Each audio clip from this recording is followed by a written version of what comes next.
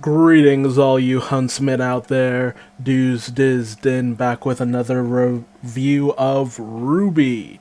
This is Season 6, Episode 4, titled So That's How It Is. Which, you know, honestly, that's the mood of this entire episode.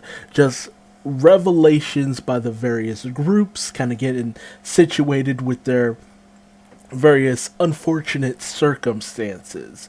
And the circumstance that Team Rwby and their allies find themselves in is the fact that Jin has just revealed that there is no way to defeat Salem. I mean, which kind of goes without saying, she was made immortal by the creators of the world. So it's just like, there's no real solid way for anyone besides the gods of the world to undo something like that. But, Team Rwby, and specifically Yang, is pissed at Ozpin for kind of keeping this on lock.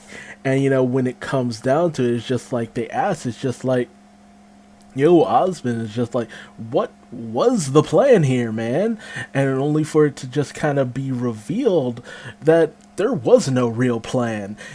For the most part, as far as I could tell, he was just trying to fly by the seat of his pants and see just how far he could take things, if he could gain some form of ground. See where he could go with everything and possibly win out over Salem. If you got the whole entire world to kind of go along with you, even if Salem just was by herself the most aggressive force out there, that would kind of work out. But, humanity as a whole isn't that controllable. I mean, hell, even when the god of darkness, wiped out the precursor to humanity, it was only a few select people who had actually gone after the gods.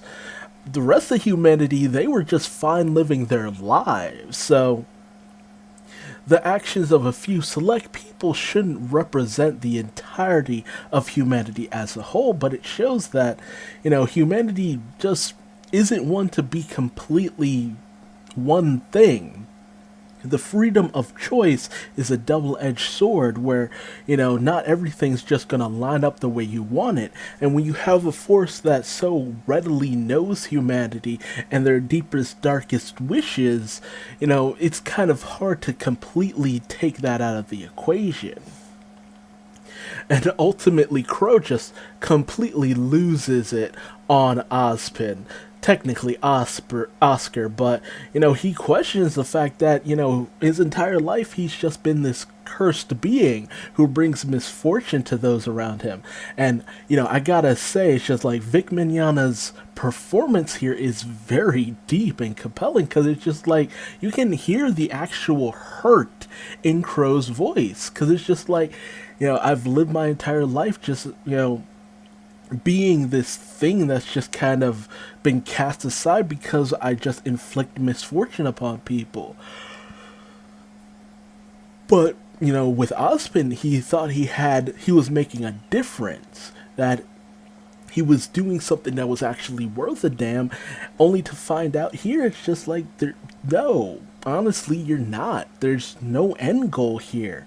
You're just piddling along as far as you can take this until eventually everything just kind of falls apart for the most part. So, Crow just falls into his own personal type of despair and just says, meeting Ozpin was his own worst bad luck, which,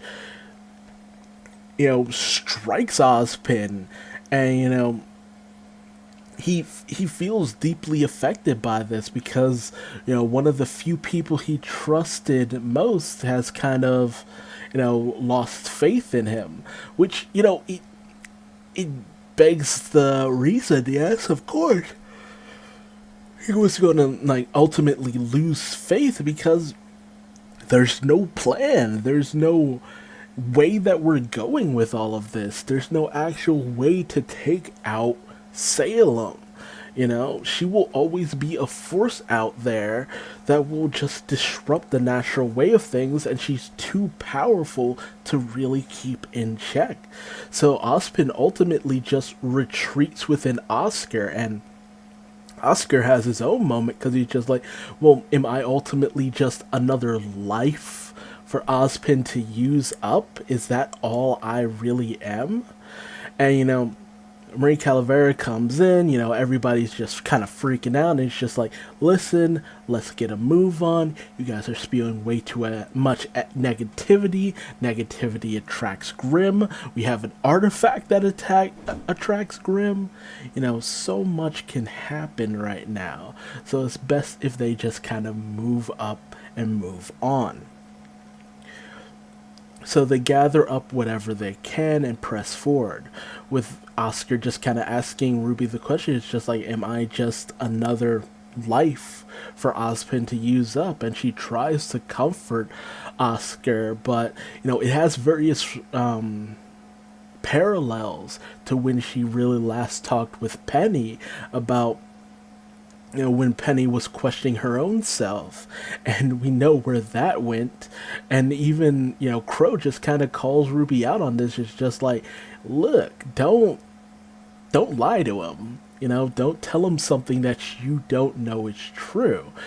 We are better than that, which just shows that Crow has completely lost any faith or trust that he has in Ozpin.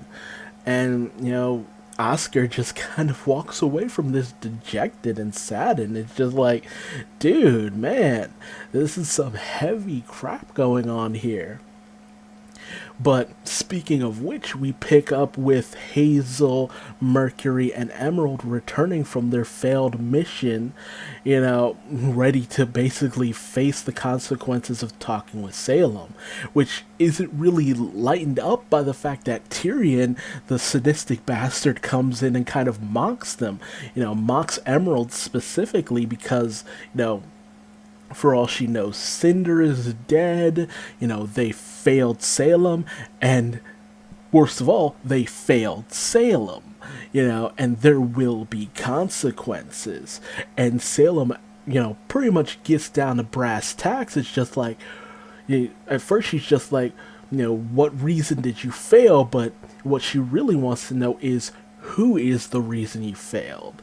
She really wants them to speak with their own mouths about this. And while Hazel tries to accept the responsibility for this, since he did kind of go off the rails here, ultimately Hazel really wasn't, the pivotal part here. It was Cinder, the power that she wielded. A lot of trust was placed in Cinder's capabilities, and ultimately Cinder failed. And she even has, and this is kind of cruel, honestly, but that's Salem in a nutshell. She asks Emerald, it's just like, who is responsible for the failure? And Emerald's, very through gritted and bitter words, just says it was Cinder's fault, which is a very unfortunate way that they're taking Emerald's character, in the fact that, Emerald was so, attached to Cinder. She was so, just taken with Cinder with such great loyalty.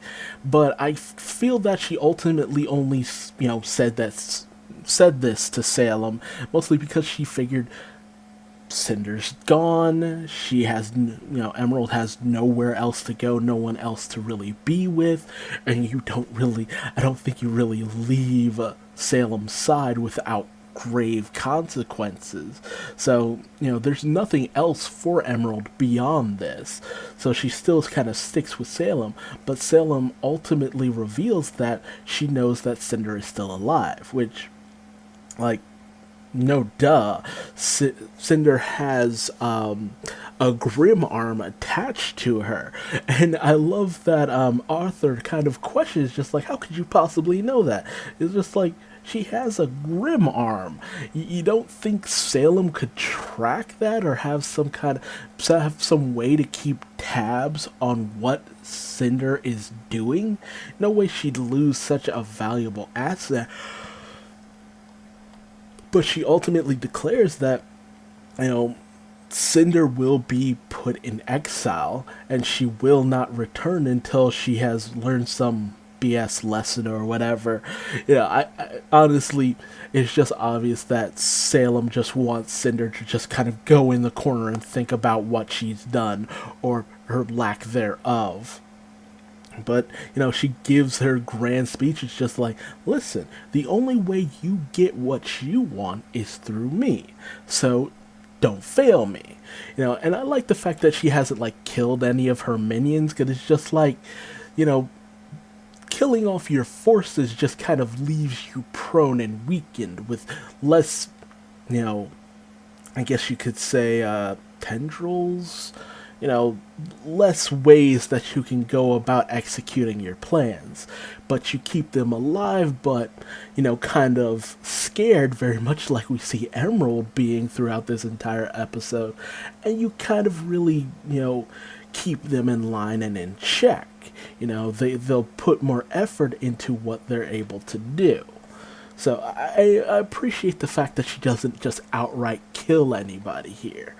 But Hazel unfortunately delivers even more bad news, or at least a status update, in that, Team Rwby is on their way to Atlas with the relic, and not only that, Ozpin has revived, and everyone, just kind of connects the dots. That is just like, that was, not the proper thing to say to Salem.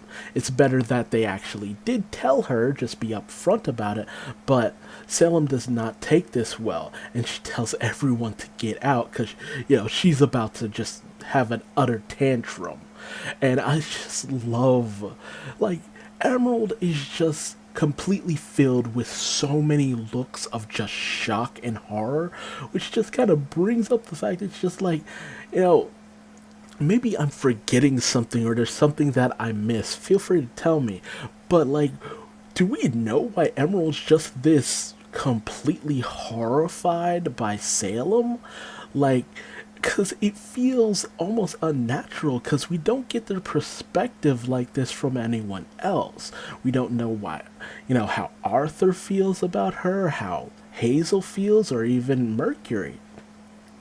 And it's just like, man, why is Emerald specifically just so horrified at every turn by Salem? And, the shot with the door closing and Emerald just looking horrified, it's beautiful. Love it, love it, love it, love it. But naturally, Salem just completely flips shit. And we end our episode going back to Team Rwby, who make their way upon a ranch. They'll basically just settle down for, probably the rest of the season, honestly. Because, honestly, Rwby has been kind of keeping things in a very much how Voltron has been doing things, where they'll just have small contained seasons, that stick with only so much before it moves on.